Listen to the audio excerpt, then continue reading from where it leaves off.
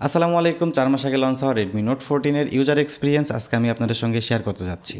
এই ফোনটা আমি বেশ কিছুদিন ধরে আমার ডেইলি ড্রাইভার হিসেবে ইউজ করছি।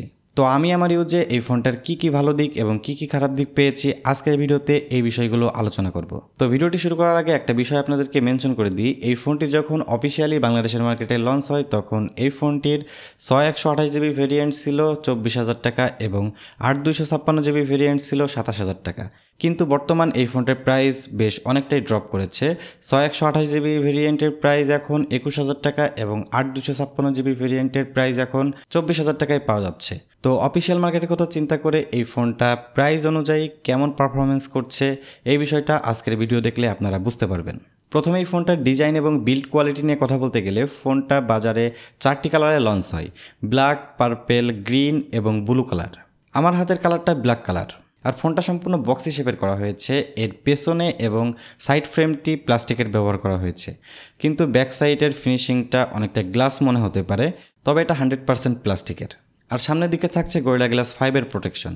ফোনটার নিচের দিকে থাকছে type C port, speaker grille, SIM card tray এবং মাইক্রোফোন। আর ডান দিকে থাকছে পাওয়ার বাটন এবং ভলিউম আপ ডাউন বাটন। আর এর উপরের দিকে থাকছে secondary noise cancelling mic, ear blaster, secondary speaker এবং 3.5mm জ্যাক। আর বাম দিকে কিছুই থাকছে না। ফোনটা হাতে ধরতে একদম প্রিমিয়াম ফিল পাওয়া না গেলেও মোটামুটি একটা ভালো ফিল পাওয়া যায়।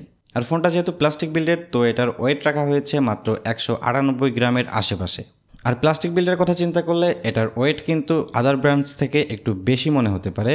এর প্রধান কারণ হচ্ছে এই ফোনটাতে ব্যাটারিটা একটু বেশি দেওয়া হয়েছে, তবে এর ওয়েট ডিস্ট্রিবিউশন ভালো হওয়ার কারণে খুব একটা ওয়েট ফিল হয় না।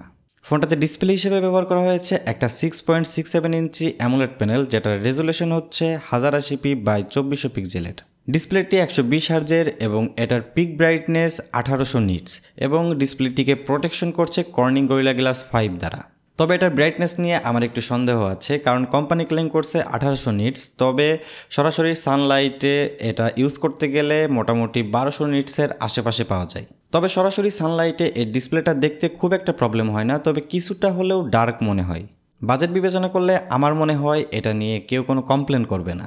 আর প্রোটেকশনের কথা বললে কিছু ব্র্যান্ড এই বাজেটের স্মার্টফোনগুলোতে খুব একটা ভালো প্রোটেকশন দেয় না। সেই বিষয়টা চিন্তা করলে গরিলা গ্লাস 5 আমার কাছে খুব একটা খারাপ মনে হয়নি। তো ডিসপ্লে নিয়ে ইনডোর আউটডোরে খুব একটা প্যারা খেতে হবে না, তবে মিডিয়া কনজিউমের সময় আমার কাছে শার্পনেসের কিছুটা ঘাটতি মনে হয়েছে। তবে ভালোভাবে লক্ষ্য না করলে এটা চোখে পড়বে না। এখন কথা বলি ফোনটার পারফরমেন্স এবং চিপসেট নিয়ে। ফোনটাতে প্রসেসর হিসেবে ব্যবহার করা হয়েছে MediaTek Dimensity Helio G99 ultra.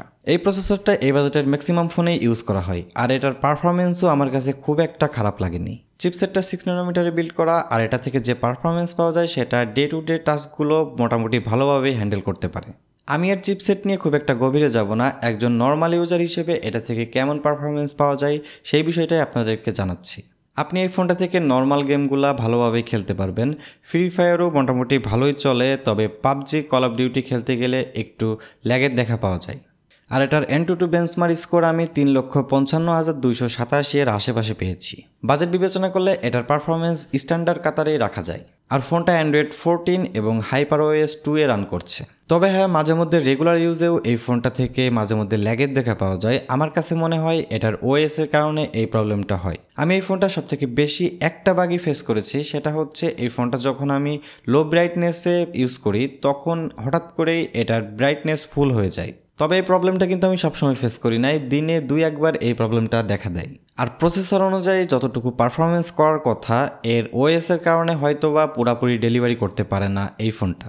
এখন কথা বলি এর ক্যামেরা নিয়ে। রেডমি নোট সিরিজগুলোর মেন হাইলাইট পয়েন্ট থাকেই এর ক্যামেরা সেকশন।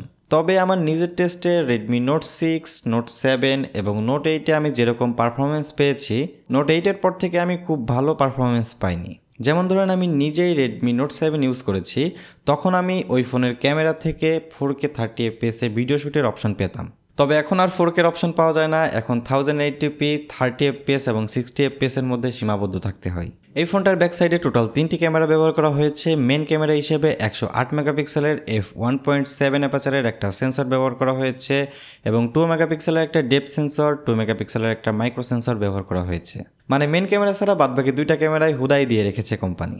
এর মেন ক্যামেরাটা নাম্বারে 108 মেগাপিক্সেল হলেও এটার পারফরমেন্স কিন্তু খুব একটা ভালো লাগেনি। ডে লাইটে সরাসরি সানলাইটের মধ্যে এর মেন ক্যামেরার পারফরমেন্স মোটামুটি ভালোই, শার্পনেস, ডিটেলস, ডাইনামিক রেঞ্জ মোটামুটি ভালোই পাওয়া যায়। তবে লো লাইটে গেলে এটার কোয়ালিটি খুব একটা ভালো হয় না। ডে লাইটে এই ক্যামেরা থেকে যে ফটোগুলো পাওয়া যাবে সেগুলো হয়তো অনেকের কাছে ভালো লাগতে পারে, তবে আমার কাছে কেন জানি কালারগুলো একটু ডাল মনে হয়েছে। তবে একেবারে যে অচল ফটো পাওয়া যাবে ওরকম না। আপনি যদি অফিসিয়াল একটা স্মার্টফোন হিসেবে এর বাজেটের কথা চিন্তা করেন তাহলে এটার ফটো স্যাম্পল আপনার কাছে ভালো লাগবে।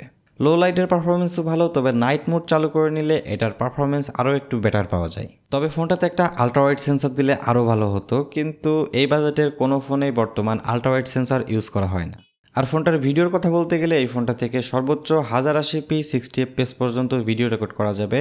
ফোনটাতে কোনো ওআইএস সাপোর্ট থাকছে না, ইআইএস সাপোর্ট থাকছে। আমি এর ভিডিও স্যাম্পল এবং ফটো স্যাম্পল সবগুলাই ডিসপ্লেতে দিয়ে দিচ্ছি, আপনারা নিজেরাই দেখে নিন। এখন রেডমি নোট 14 মেন ক্যামেরার ভিডিও স্যাম্পল দেখছেন। ওআইএস না থাকার কারণে কিছুটা স্টেবিলাইজেশনের সমস্যা আছে, কিন্তু এর ভিডিও কোয়ালিটি খুব একটা খারাপ না, ভালোই। ফোনটাতে সেলফি ক্যামেরা হিসেবে ব্যবহার করা হয়েছে 20 মেগাপিক্সেলের একটি সেন্সর, যেটার কোয়ালিটি মোটামুটি ভালোই। সেলফি তুললে ফেসটা একটু স্মুথ করে ফেলে, কিন্তু ডিটেলস ভালোই পাওয়া যায়। মেন ক্যামেরার মতো এর সেলফি ক্যামেরারও একই অবস্থা। ডে লাইটে এর সেলফি মোটামুটি ভালোই পাওয়া যায়, তবে লো লাইটে এর সেলফি খুব একটা ভালো পাওয়া যায় না।